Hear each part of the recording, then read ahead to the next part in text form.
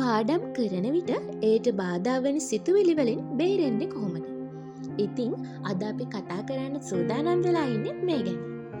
Video එකට යන්න කලින් ඔයාලා තාමත් අපිව සබ්ස්ක්‍රයිබ් කරලා නැත්නම් දැන්ම සබ්ස්ක්‍රයිබ් කරන්න. වීඩියෝ අප්ලෝඩ් කළ සැනින්ම දැනගන්න බෙල් අයිකන් එක ක්ලික් කරලා තියාගන්න. ඔබට පාඩම් කරන්න අමාරුද?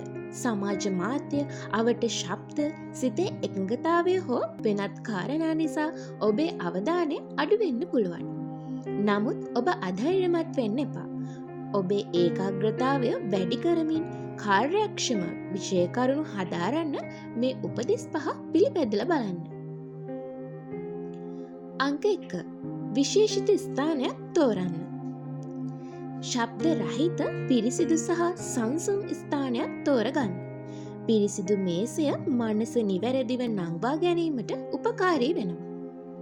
ඔබට නිවසේ එසේ එවන් ස්ථානයක් සකසාගත නොහැකි නම් ඔබගේ ප්‍රදේශයේ පුස්තකාලය මේ සඳහා භාවිතා කරන්න පුළුවන්.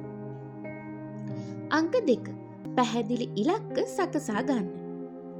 ඔබ හදාරන විෂය කරුණු කුඩා කොටස් වලට බෙදන්න. කාර්ය ලැයිස්තුවක් හෝ සැලසුමක් සාදා ගන්න. අංක 3. නිශ්චිත ක්‍රමවේදයක් භාවිතා කරන්න. විනාඩි 25ක් 30ක් වගේ විෂය කරුණු හදාරලා විනාඩි 5ක විවේකයක් ගන්න. කුඩා කාල අන්තර භාවිතා කිරීම මතක තබා ගැනීම වැඩි කරනවා. අංක 4. ජංගම දුරකථනයෙන් ඈත් වෙන්න. සමාජ මාධ්‍ය සහ WhatsApp වැනි ඩිජිටල් සංනිවේදන මාධ්‍ය ඔබගේ පාඩම් කටයුතු වලට බාධාවක්.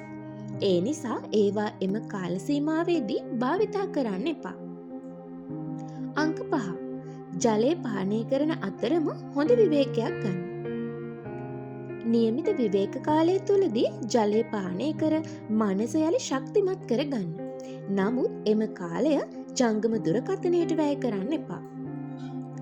ඉතින් තවත් මේ වගේ වැදගත් වීඩියෝ එකකින් නැවතත් හම් වෙනතුරු අදට සමුගන්නවා. ඔයාලා හැමෝටම සුබ දවසක්.